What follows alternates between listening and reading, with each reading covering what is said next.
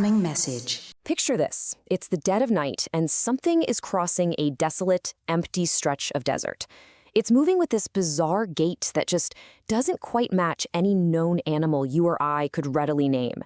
The footage itself is incredibly grainy, the figure stays frustratingly distant, and whoever's holding the camera, they never actually manage to catch up to it. Now, within hours of hitting the internet, this clip already had a name attached to it, a massive, sprawling theory about its origins, and literally thousands upon thousands of comments. People were absolutely captivated. But today, in this explainer, we're going to look right past all that viral hype. We're going to analyze the footage itself, and more importantly, dissect the underlying psychology behind why every single one of us is so easily drawn into things like this. Look at the sheer noise surrounding a clip like this. While thousands of comments are fiercely debating the creature's mystical origins, almost no one is stopping to ask the only question that actually matters. What would actually count as proof? I mean, it's so easy to get caught up in the eerie, spooky feeling of a nighttime recording, but we really need to hit pause and establish a baseline here.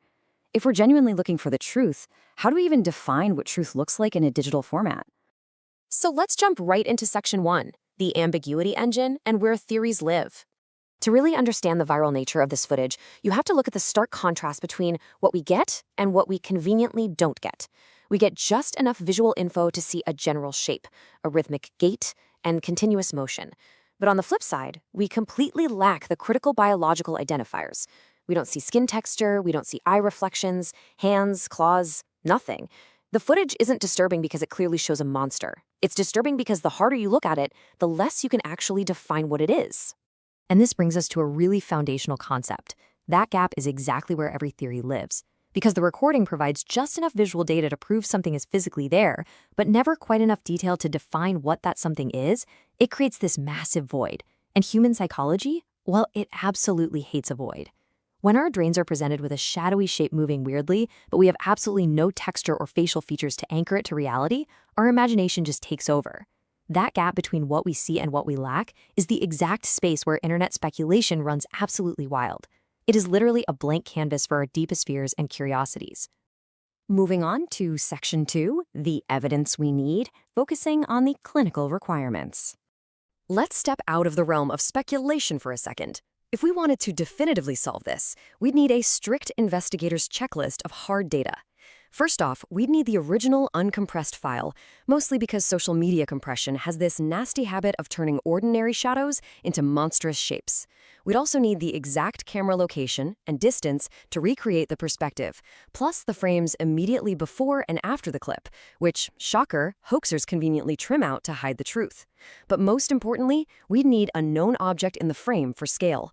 Without scale, a fast-moving insect just 3 feet away can easily look like a 100-foot behemoth 100 yards away. But the harsh reality?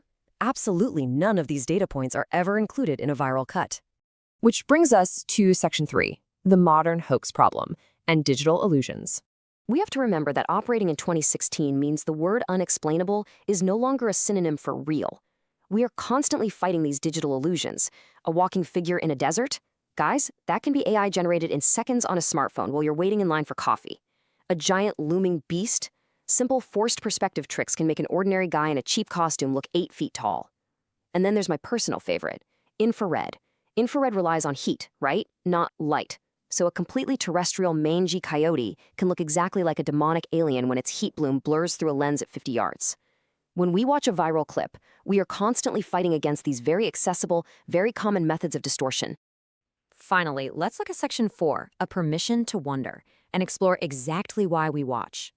So if we fully know the internet is completely saturated with these tricks, AI generation, and camera distortions, why do these clips still routinely go viral? Well, the answer isn't about logic at all. It's entirely about emotion.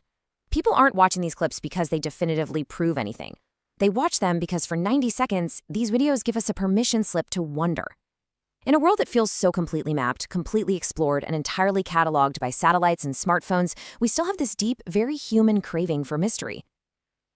These greeny, ambiguous clips provide a brief, thrilling little window when we can just suspend our disbelief. They allow us to imagine that the dark corners of the world might actually still contain secrets we haven't discovered yet. Which leads us to this huge realization. The gripping appeal of the footage isn't actually a biological animal. The possibility is the product, not the creature. You aren't consuming a documentary about a brand new species. You're consuming the sheer intoxicating possibility of the unknown delivered directly to your screen. That feeling of what if is highly engaging. It is exactly what drives the clicks, the shares, and the thousands of speculative comments. That ambiguity we talked about earlier, it isn't a flaw in the recording. For the viral ecosystem, it's the defining feature. So where does that actually leave us? Well, it leaves us with what we can call the honest investigator's dilemma. To approach this footage fairly, we just have to admit the evidence is entirely too thin to confirm. We lack the uncompressed files, we lack the scale, we lack the context. We simply cannot declare it real. But at the exact same time, the footage remains just strange enough and just ambiguous enough that we can't fully and definitively dismiss it either. The mystery survives precisely because it balances so perfectly on the knife edge between these two facts. We've broken down the ambiguity, the complete lack of clinical evidence, and our deep psychological craving for a mystery. So based on all of that, I want to leave you with this final thought to consider. When you look at that grainy figure crossing the desert, what is your actual read? Are we looking at an unknown animal, a clever hoax, AI generation, or just a deeply misunderstood camera artifact? The beauty of the unknown is that until the hard evidence actually arrives, the answer is entirely up to you. Keep analyzing, keep questioning, and whatever you do,